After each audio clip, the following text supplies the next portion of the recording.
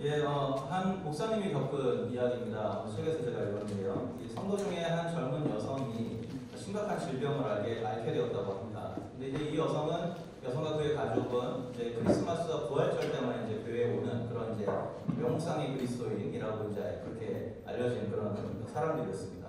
근데 이제 의사가 예후가 좋지 않다 해가지고 그 해를 넘기지 못한다라고 이야기를 한 거예요. 큰일 났죠. 그래서 병실에 모든 가족이 모여서 목사님을 불렀습니다. 그리고는 이 목사님께 이 여인이 그렇게 이야기를 했습니다. 아니, 성경에서 예수님이 병자들을 고친 것이 사실이라면 오늘 저희 병도 고쳐주셔야 됩니다. 그래야 제가 예수님을 믿을 수 있지 않겠습니까? 이렇게 이야기를 했습니다. 그래서 여인과 그 가족 모두 그리고 목사님과 함께 더불어서 기도하기를 시작을 했습니다. 그 가족은 이런 식으로 하나님 앞에 다짐하면서 기도했습니다. 이 병을 낫게 해주신다면 우리 모든 온 가족이 하나님께 다시 헌신하고 매주 교회에 출석하며 열심히 신앙생활을 하겠습니다 라고 서원을 하면서 기도를 했어요. 그래서 이 젊은 목사님도 열심히 함께 기도를 했습니다. 이 기적을 통해서 이 가정이 주님께로 돌아오도록 그렇게 간구하면서 기도를 시작했습니다. 그리고 얼마 후에 정말 거짓말처럼 이 여인의 병이 싹 나았어요. 그래서 담당 의사가 도무지 일어날 수 없는 일이다 라고 이야기하면서 고개를 절레절레 흔들면서 퇴원 사인을 해주고 퇴원을 시켰습니다. 이 여인이 하나님을 찬양하면서 간증을 하기 시작하고 그리고 그 다음 주부터 모든 가족이 하나님께 약속한 대로 빠지지 않고 이 예배실 맨 앞자리에 나와가지고 은혜롭게 하나님 앞에 예배를 드립니다. 그 다음 주에도 계속해서 함께 나왔어요. 그러나 4주가 지나자 다른 가족들은 보이지 않고 이 두 부부만 나오기 시작합니다. 조금 지나니까 이 두 부부도 드문드문 나오기 시작합니다. 또한 3달, 4달이 지나니까 이 두 부부의 모든 가족이 다시 크리스마스와 부활절만 나오는 그런 성도로 변질되고 말았던 것이죠. 자, 이 여인은 하나님께 기적을 구했습니다. 치유라는 기적을 보여주시기만 한다면 내가 하나님을 잘 믿겠습니다 라고 다짐했죠. 그러나 결국 그가 경험했던 기적은 몇 달 가지 못하고 그 힘을 잃어버리고 맙니다. 결국 믿음을 이끌어내는데 실패하고 말았던 것이죠. 그럼 무엇이 문제였을까요? 그가 가진 믿음의 동기 자체가 약간 잘못되어 있었던 것이죠. 그는 기적을 봐야지만 하나님을 내가 믿을 수 있다라고 이야기를 생각을 하고 그 기적을 보여달라고 하나님께 기도했습니다. 그러나 이 생각은 그 출발부터가 조금 잘못되어 있죠. 왜냐하면 하나님이 내가 원할 때마다 기적을 보여주셔야만 할 의무가 하나님께 있는 것은 아닙니다. 내가 기적을 경험하지 못해도 하나님이 여전히 하나님이시죠.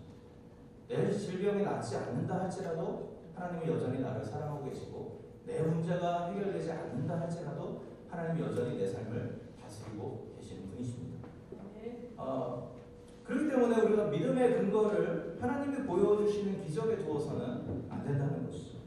믿음은 오직 하나님 그분 자신에게만 두어야 하는 것입니다. 오늘 본문에서 이야기하는 주제가 바로 이것입니다. 오늘 본문을 보면 이 표적을 구했던 갈릴리 사람들과 표적을 보기도 전에 믿었던 한 왕의 신하의 이야기가 서로 대조되면서 나옵니다. 이 대조되는 말씀을 통하여서 우리의 믿음의 근거가 무엇이라 하는지를 보여주는 말씀이 오늘 본문인 것이죠. 오늘 말씀은 이 지난주에 살펴보았던 이 사마리아인들의 회신 다음에 이어서 나오는 장면입니다. 지난주에 봤던 것처럼 우리 수가성 여인을 통하여서 수많은 사마리아인들이 예수님을 믿게 되죠. 그래서 예수님에게 간청을 합니다. 우리와 좀 더 머물러 달라고 간청을 하고 그 간청을 듣고 예수님이 그곳에서 이틀을 더 머무십니다. 그래서 오늘 본문에 보면 이틀 이후에는 사마리아에서 이틀을 지내신 이후에 갈릴리 지역으로 이제 가시는 장면인 것이죠. 그런데 갈릴리로 가시면서 예수님이 이런 말씀을 하셨습니다. 오늘 44절에 보면 이렇게 말씀하시죠. 친히 증거하시기를 선지자가 고향에서는 높임을 받지 못한다 하시고, 선지자가 고향에서는 높임을 받지 못한다라는 말씀은 우리가 굉장히 익숙한 말씀입니다. 이 사복음서에 다 나옵니다. 마태, 마가, 누가에도 나오고 오늘 요한복음에도 나오는데요. 그런데 요한복음은 약간 이 마태, 마가, 누가랑 좀 다른 관점에서 또 다른 상황에서 이 말씀이 사용이 되고 있습니다. 특히 다른 복음서에서는 이 말씀을 예수님이 문자 그대로 나사렛이라는 예수님이 태어난 예수님이 자라는 곳으로 들어가기 직전에 이 말씀을 하시죠. 그리고 그리고 나사렛에 들어가니까 정말로 자기 고향 사람들입니다. 어렸을 때부터 같이 자랐고 그러다 보니 그 사람들이 예수님의 기적을 보고 예수님의 소문을 들어도 예수님이 하나님의 아들인 것을 쉽게 믿지 못하죠. 그래서 거기 보면 예수님이 그곳에서 그들의 믿지 않음 때문에 기적을 많이 행하지 못하고 그냥 떠나셨다라고 그렇게 되어 있습니다. 마태마가 누가복음은 이렇게 동일하게 비슷하게 쓰여져 있어요. 근데 오늘 요한복음은 조금 상황이 다릅니다. 예수님이 지금 가시는 곳은 나사렛이 아니고 갈릴리 지역으로 가고 계세요. 갈릴리라는 곳은 특정한 도시의 이름이 아니고요. 이 갈릴리 바다 주변을 아우르는 큰 지역을 일컫는 말입니다. 그래서 우리가 시카고라고 하면 시카고 다운타운하고 시티만 말하지 않고 보통 시카고 에어리어로 말하죠. 그래서 여기도 시카고라고 부르고 도시는 다르지만 시카고라고 부릅니다. 마찬가지로 갈릴리라는 말은 나사렛, 가버나움, 그 다음에 가나 이런 모든 지역을 통틀어서 말하는 갈릴리라는 지역, 큰 지역의 이름이었던 것이죠. 그렇기 때문에 예수님이 갈릴리로 가면서 고향이라는 말을 쓰면서 어떻게 보면 좀 안 맞아 보입니다. 그럼에도 불구하고 예수님이 고향에서는 선지자가 높임을 받지 못한다라고 말씀하신 이유가 있습니다. 왜냐하면 그것은 예수님이 바로 직전에 어디에서 오시는 것이죠? 사마리아에서 오시는 겁니다. 사마리아는 예수님의 입장에서는 낯선 곳입니다. 적대적인 곳이고 이방 지역이고 별로 유대인들이 상종하지 않으려 하는, 가기를 꺼려하는 지역이에요. 근데 그 지역에서 그 사람들이 예수님을 환영했고 또 어떻게 했습니까? 예수님을 믿었습니다. 예수님을 세상의 구원자라고 그들이 고백을 했어요. 이제 거기를 떠나서 예수님이 익숙한 마치 고향과 같은, 마치 자기가 함께 지내왔던 사람들, 비슷한 사람들이 모여있는, 유대인들이 모여있는 갈릴리 지역으로 건너가십니다. 그러면서 예수님의 마음속에 이런 생각을 하신 거죠. 유대인들도 갈릴리 사람들도 사마리아 사람들처럼 나를 환영하고 나를 믿을까? 그 이야기에 그런 생각을 하시면서 오늘 예수님이 말씀하신 거죠. 고향에서는 선지자가 높임을 받지 못한다. 무슨 말입니까? 갈릴리 사람들은 사마리아 사람들과는 다를 것이다. 다른 반응을 보일 것이다. 라고 예수님이 말씀을 하시는 것이죠. 자, 그런데 한 가지 좀 그렇게 보면 한 가지 약간 문제가 있어요. 왜냐하면 45절을 보면 45절에 보면 갈릴리 사람들이 예수님을 거부하거나 적대하지 않았습니다. 잘 영접해 주었다고 말해요. 45절을 보면 이렇게 돼 있죠. 갈릴리에 이르심에 갈릴리인들이 그를 영접하니, 영접하다라는 말은 환영한다라는 의미의 동사예요. 갈릴리 사람들이 예수님을 환영했습니다. 자, 그럼 예수님의 말씀이 좀 안 맞죠? 왜 예수님의 예상이 빗나간 것처럼 보일 수 있습니다. 근데 사실은 그렇지 않습니다. 왜냐하면 예수님이 뭐라고 말씀하셨냐면 선지자가 고향에서는 높임을 받지 못할 것이다. 이 말은 무슨 말입니까? 높임을 받는다는 것은 이 사마리아 사람도 예수님을 높여드렸습니다. 왜 어떻게 높여드렸습니까? 예수님이 하나님의 아들이고 구원자라는 사실을 믿음으로 말미암아 예수님을 높여드렸습니다. 갈릴리 사람들은 예수님을 환영하긴 했습니다. 예수님을 영접하긴 했습니다. 그러나 예수님이 하나님의 아들이라는 사실을 믿지 못함으로 말미암아 예수님을 높이지 못한 것이죠. 그것을 우리가 어디서 볼 수 있냐면 45절에 보면 이렇게 나옵니다. 45절 뒷부분에 보면 이렇게 되죠. 예수님이 그 사람들이 예수님을 영접했는데 영접한 이유를 이렇게 설명합니다. 이는 자기들도 명절에 갔다가 예수께서 명절 중에 예수님 예루살렘에서 하신 모든 일을 보았습니다. 자, 왜 환영했다는 겁니까? 예루살렘에서 하셨던 일. 예루살렘에서 하셨던 일이 뭐겠어요? 예수님이 행하신 수많은 표적들, 기적들 이런 소문들을 들었을 것입니다. 그것을 듣고 예수님을 환영했습니다. 결국 이 사람들이 예수님을 환영한 이유는 예수님을 구원자로 하나님의 아들로 믿었기 때문에 환영한 것이 아니었죠. 왜 환영했습니까? 예루살렘에서 행했다고 알려진 수많은 기적들, 표적들을 우리한테도 좀 보여줘봐 라는 마음으로 예수님을 환영한 것입니다. 자, 결국 그렇기 때문에 그들에게는 예수님에게 관심이 있었던 것이 아니고 예수님이 행하는 기적과 표적에 관심이 있었던 것이죠. 이 점에서 이 갈릴리 사람들, 유대인들은 사마리아인들과 굉장히 대조가 됩니다. 사마리아인들이 예수님을 믿게 된 원인이 무엇이었습니까? 그들이 특별한 기적을 보지 않았습니다. 특별한 표적을 보지 않았습니다. 다만 이 사마리아 수가성 여인을 통해서 전달된 하나님의 말씀을 듣고 예수님께 나아오죠. 예수님과 대화하는 인격적인 만남을 통해서 예수님이 구원자라는 것을 믿게 됩니다. 반대로 유대인들은 계속해서 표적을 위하고 계속해서 기적을 예수님께 구할 뿐입니다. 그러니까 선지자가 고향에서 높임을 받지 못한다라는 말 속에는 이런 유대인들의 불신을 안타까워하시는 예수님의 마음이 들어가 있는 것이죠. 근데 오늘 딱 한 사람, 예수님을 찾아왔던 이 왕의 신하라고 일컬어지는 이 사람만큼은 다른 사람들과 다른 모습을 보여줍니다. 이 왕의 신하라는 말은 정확히 말하면 이 왕에게 속한 뭐 이런 뜻입니다. 그러니까 왕 밑에서 당시에 이제 그 유대를 다스리던 군봉왕은 헤롯 안티파스라는 사람이었는데요. 이 사람 밑에서 무언가 일을 하는 사람이었을 거예요. 그러니까 정확히 어떤 직분을 가지고 있었는지 모르지만 어쨌든 고위층 관리였을 가능성이 굉장히 큰 것이죠. 근데 이 한 사람이 예수님께 나와서 자기 아들을 고쳐달라고 합니다. 이 비슷한 이야기가 다른 복음서에서도 나오는데 요한복음과 약간 다릅니다. 다른 복음서에서는 누구로 나옵니까? 백부장이라고 나옵니다. 백부장이라는 말은 말 그대로 로마 사람이고 로마 군인이라는 말입니다. 이방인이라는 말입니다. 근데 거기서는 다른 복음서에서는 이 백부장이 와서 예수님에게 고쳐달라고 하죠, 아들을. 그때 예수님이 뭐라고 그러죠? 내가 가겠다. 그러니까 백부장이 뭐라고 그러니까 오지 않으셔도 됩니다. 네, 나도 밑에 부하가 있는데 예수님 말씀 한마디만 하면 그 내 아들이 낫겠습니다. 그 말씀을 듣고 예수님이 그의 믿음을 기이 여겼더라라고 말씀합니다. 오늘 보면 좀 다르죠. 이 사람은 왕의 신하인데 예수님 앞에 와서 내 아들에게 와서 고쳐달라고 합니다. 죽기 전에 빨리 와달라고 합니다. 근데 예수님이 가지 않으십니다. 그리고 말로 네 아들이 낫다라고 보십니다. 그래서 제가 보기에 이 두 개의 이야기가 같은 이야기가 아니고 서로 다른 비슷한 두 개의 다른 사건이라고 보는 것이 맞겠습니다. 그래서 이 왕의 신하라는 사람도 별다른 그런 다른 설명이 없기 때문에 이방인인 것 같지는 않고요. 가버나움에 살았던 그냥 일반 유대인들 중에 하나였을 것으로 보입니다.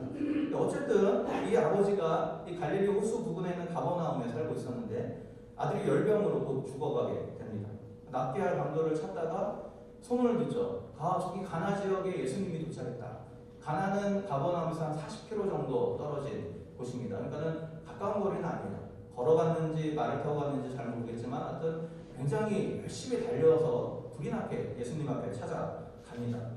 예수님 앞에 찾아가서 우리 아들이 죽게 됐습니다. 낫게 해주십시오라고 이야기했는데 예수님의 반응이 굉장히 냉정합니다. 48절입니다. 48절 한번 보실까요? 예수님이 이렇게 되어 있죠. 예수께서 가라사대 너희는 표적과 기사를 보지 못하면 도무지 믿지 아니하리라. 자, 언뜻 들으면 마치 고쳐주지 않을 것 같은 말씀으로 대답을 한 것이죠. 사실 자세히 보면 이 말씀은 이 아이의 아버지에게 하신 말씀이 아니라는 것을 알 수 있습니다. 왜냐하면 너는 이라고 말하지 않고 너희는 이라고 말하기 때문에 2인칭 복수로 되어 있습니다. 너희는. 그렇기 때문에 이것은 당시 옆에 둘러서 있었던 수많은 갈릴리 사람들을 대상으로 하신 말씀인 것이죠.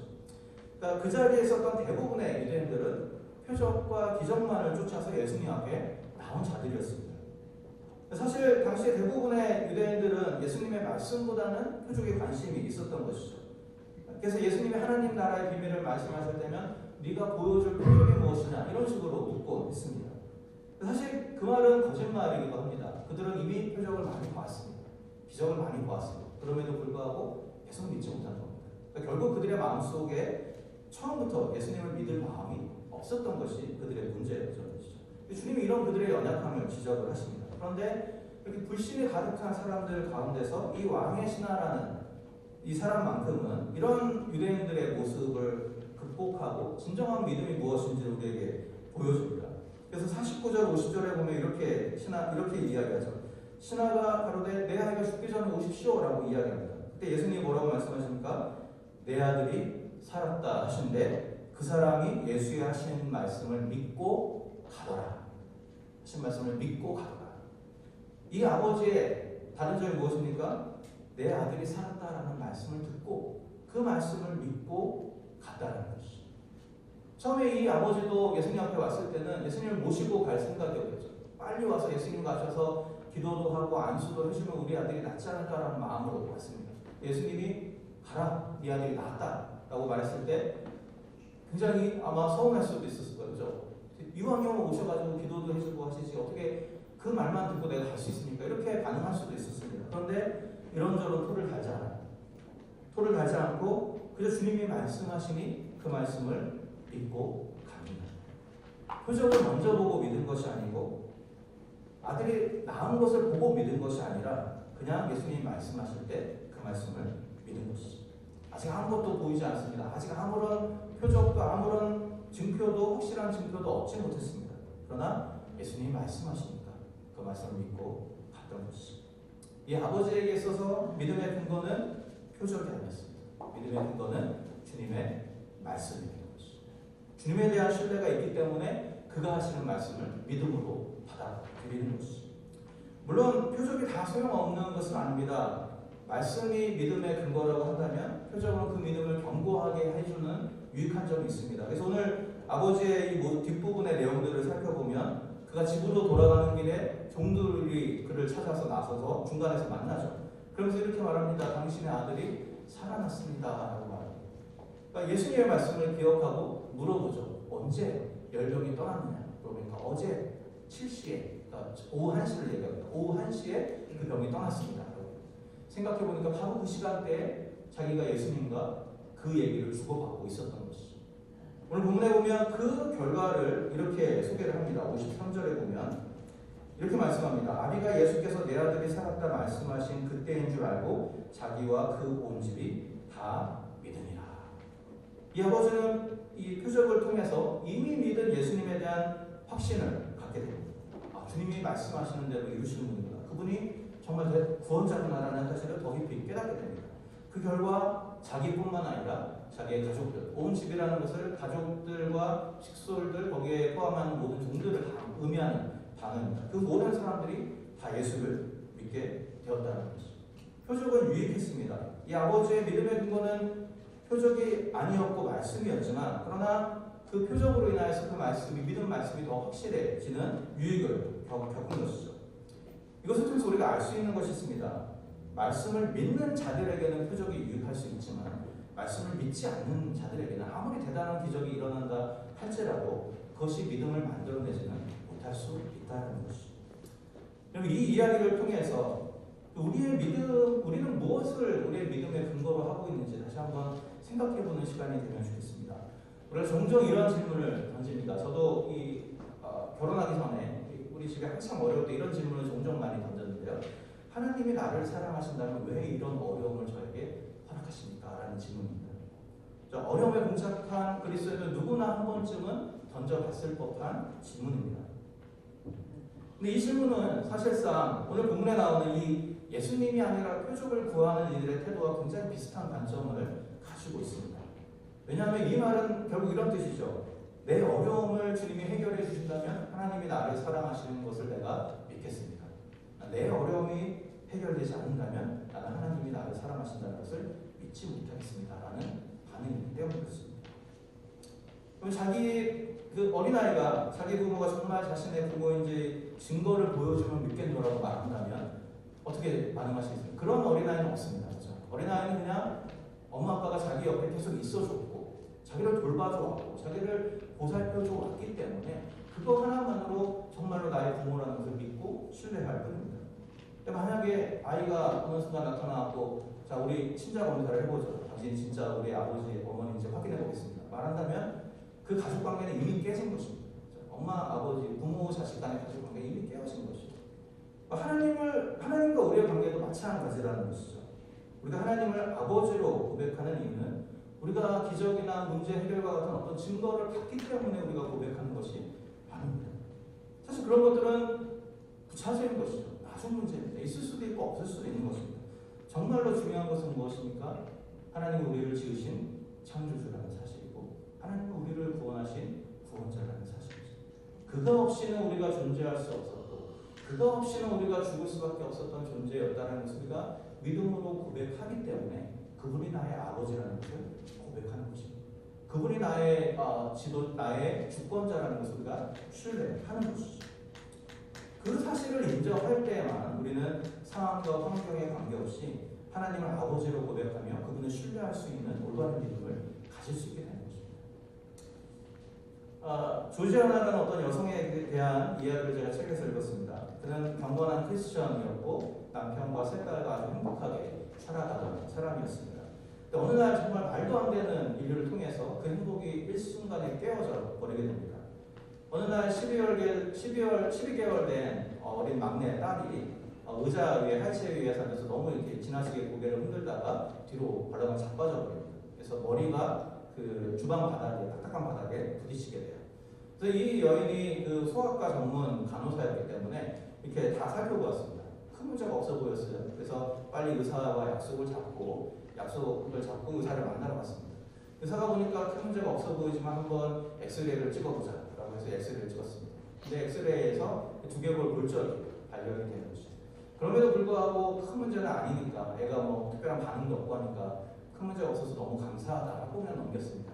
일주일이 지난 다음에 갑자기 형사들하고 그 아동학대센터 직원들이 들이닥칩니다.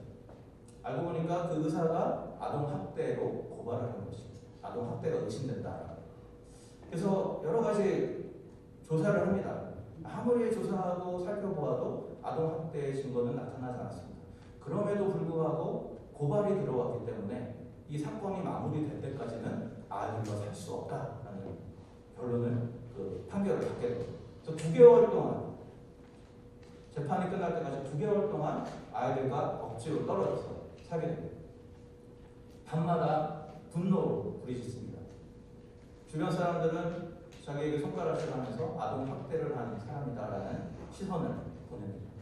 그때마다 분노를 참지 못해서 하나님 앞에 울부짖습니다. 그러나 그 울부짖으면서 기도하는 과정 가운데 비로소 그가 그럼에도 불구하고 하나님이 나와 함께 아파하고 계시고 나와 함께 분노하고 계시구나라는 것을 깨닫게 됩니다. 그 깨달음 때문에 그 9개월의 시간을 억지로 버티면서 이겨냅니다. 결국 3번의 재판을 거쳐서 이제 혐의 없음, 증거 불충분으로 판사가 이 모든 그런 고발을 기각하게 됩니다. 너무 감사하고 하나님이 하셨습니다라고 하나님 앞에 찬양했습니다. 그러나 싸움은 이겼지만 상처는 남았던 것이죠. 자기를 고발했던 그 의사를 생각할 때마다 마음속에 치밀어오는 분노를 참을 수가 없습니다. 그래서 고민하다가 그가 내린 결론은 그래도 이 사람을 용서하지 않고는 내가 살 수 없구나라는 생각을 하게 됩니다. 그래서 병원에 전화를 해서 병원장과 그 담당 의사를 만납니다. 그래서 이 담당 의사와 병원장은 계속해서 고개를 숙이면서 미안하다고 죄송하다고 이야기합니다. 그래서 그들에게 자기가 9개월 동안 겪었던 슬픔과 아픔이 얼마나 컸는지에 대해서 조목조목 이야기합니다. 그러면서 다시는 이런 일이 일어나지 않기를 바란다라고 부탁을 합니다. 그리고 그 자리를 떠나기 전에 마지막으로 그 의사를 꼭 안아줍니다. 그 책을 보면 바로 그 순간에 이전에 경험하지 못했던 놀라운 회복의 역사가 자기 가운데 일어나노라고 고백을 하게 됩니다. 그리고 나서야 이제 자신은 세 딸을 이전보다 전혀 다른 방식으로 정말 감사와 감격으로 양육할 수 있게 되었노라고 고백을 하고 있는 것입니다. 그럼 만일 이 여인의 시선이 눈에 보이는 상황에만 머물러 있었다고 한다면 아마도 그 9개월을 그가 잘 버티기는 힘들었을 것입니다. 자신을 고발한 의사를 원망하고 이런 환경을 허락하신 하나님을 저주하는 그런 삶을 살았을지도 모르겠습니다. 그러나 그는 이 상황 속에서 그럼에도 불구하고 자신과 함께 우시고 함께 아파하시고 함께 분노하고 계시는 하나님에 대한 신뢰를 잃어버리지 않았던 것이죠. 보이지는 않지만 나와 함께 하신 하나님, 이해할 수는 없지만 그럼에도 불구하고 이 상황 속에서도 자신의 일을 이루시는 하나님에 대한 신뢰, 하나님에 대한 믿음, 그것이 선행되었기 때문에 그 지옥과 같은 9개월을 그는 버틸 수 있었던 것이죠. 여러분, 우리의 믿음의 근거는 어디에 있습니까? 우리의 믿음이 보이지 않는 하나님이 아니라 눈에 보이는 상황에 근거한다면 우리는 항상 이리저리 흔들릴 수밖에 없는 불안한 삶을 살게 되어 있습니다. 그렇기 때문에 표적을 구하고 기적을 구하고 하나님이 살아계시다는 증거를 구하기 전에 먼저 나를 지으시고 나를 구원하신 그 하나님을 신뢰하는 우리가 되면 좋겠습니다. 우리에게 부족한 것은 기적이 아닙니다. 이미 우리 가운데 일어나고 있는 수많은 기적들을 볼 수 있는 우리의 눈인 것이죠. 하나님이 섭리하시는 하나님이시라는 것을 우리가 믿는다고 한다면 우리는 삶의 곳곳에서 기적을 바라볼 수 있습니다. 여름이 지나고 가을이 지나고 겨울이 가고 다시 봄이 오는 한 번도 실패 없이 반복되는 이 일상들, 하나님의 섭리가 없이는 일어날 수 없는 기적인 것이죠. 아침이 오고 저녁이 오고 또다시 아침이 오는 날마다 바라보는 우리의 그런 모든 일상생활도 결국은 하나님의 섭리가 없다면 금세 무너지고 마는 시작과 같은 일들입니다. 그렇기 때문에 우리에게 필요한 것은 초자연적인 기적이 아니라 일상 속에서 이미 기적을 베풀고 계시는 하나님을 인정하는 마음인 것이죠. 오늘 본문의 어린아이의 아버지가 예수님의 말씀 한마디를 만을 믿고 자신의 집으로 돌아가듯이 우리도 주님의 말씀을 대할 때 순수한 마음으로 열린 마음으로 주의 말씀 앞에 나아가는 우리가 되면 좋겠습니다. 비록 우리의 상황은 그대로이고 우리에게 소망이 보이지 않는다 할지라도 우리를 위해 일하고 계시는 그 하나님이 바로 우리가 있는 이 자리에 함께 계심을 믿을 수 있는 저와 여러분들이 될 수 있기를 바랍니다. 그러므로 이러저러한 문제가 해결되면 내가 하나님을 믿겠습니다라고 말하기보다는 하나님을 내가 믿기에 이러저러한 문제들도 내가 극복할 수 있습니다라고 고백할 수 있는 우리가 되면 좋겠습니다. 우리 개인의 삶뿐만 아니라 우리 주님이 세우신 이 교회를 세워나가는 일에 있어서도 우리가 하나님 자신에 대한 믿음을 먼저 앞세우는 우리가 되면 좋겠습니다. 내년이 되면 우리가 전하는 교회가 10년이 됩니다. 인간적으로 생각해보면 이 10년의 시간 동안 더 많이 성장하지 못한 것, 거기에 대한 아쉬움이 우리가 들 수 있습니다. 여전히 변화되지 못하는 우리의 연약함들을 바라보면서 안타까울 수도 있습니다. 그러나 우리의 시선은 자신의 피로 갖추고 사신 교회를 위해 여전히 일하고 계시는 그 하나님께 둬야 되는 것이죠. 우리의 연약함에 둔 것이 아니라 일하시는 하나님께 우리의 시선을 둬야 하는 것입니다. 그래서 바울이 고백한 것처럼 바울은 심었고 아볼로는 물을 주었으나 결국 자라게 하시는 이는 하나님이시다는 것입니다. 그 하나님에 대한 믿음과 신뢰를 잃지 않는 한 주님은 자신이 세우신 교회를 통해서 일하실 것이고 자신의 뜻을 이루어 가실 것입니다. 아멘. 그러므로 우리 하나님 자신에 대한 신뢰를 먼저 회복하는 저와 여러분들이 될 수 있기를 바랍니다. 당장 눈앞에 드러나는 현상은 좋을 수도 있고 나쁠 수도 있습니다. 중요한 것은 변치 않는 하나님이신 것이죠. 그럼 예수 그리스도께서 고난의 십자가를 기꺼이 지실 수 있었던 이유가 무엇입니까? 예수님이 하나님의 아들이어서 우리보다 더 용감해서가 아닙니다. 우리보다 더 강해서가 아닙니다. 예수님 연약한 인간의 몸을 입고 오셨습니다. 그럼에도 불구하고 예수님이 십자가를 담대실 수 있었던 이유는 딱 한 가지입니다. 그 십자가를 통해서 세상을 구원하고자 하시는 하나님의 섭리와 계획을 이해했기 때문입니다. 그 십자가의 죽음이 끝이 아니라 부활의 소망이 있다는 것을 아셨기 때문에 십자가 위에서도 내 영혼을 하나님께 아버지께 맡깁니다라고 고백할 수 있었던 것입니다. 오늘 우리도 이 예수님의 흔적을 쫓아 살아가는 우리가 될 수 있기를 바랍니다. 주님처럼 우리의 삶 가운데 가장 처절한 순간에 있다 할지라도 가장 힘든 순간에 있다 할지라도 하나님에 대한 전폭적인 신뢰를 잃지 않고 마침내 하나님이 행하실 일들을 소망하는 우리가 되어야 하겠습니다. 근데 여러분들이 처한 문제들은 무엇입니까? 여러분들이 처한 어려움들은 무엇입니까? 기적을 바라는 심정으로 우리가 간구하고 있는 기도의 제목들은 무엇입니까? 그러나 우리가 문제 해결이나 기적을 먼저 구하기 전에 그 모든 것을 섭리하시는 하나님을 신뢰할 수 있는 영적인 안목을 내게 허락해달라고 기도하는 저와 여러분들 될 수 있게 바랍니다. 베드로의 사도의 고백처럼 푸른 마르고 꽃은 떨어져도 주의 말씀은 영원하다라는 말씀을 기억하면서 변화무쌍한 우리의 상황 속에서도 여전히 나를 위해 일하시고 여전히 모든 것을 다스리시는 하나님을 바라보면서 승리하며 나아가는 저와 여러분들 될 수 있기를 주님의 이름으로 부탁드립니다. 열심히 하겠습니다.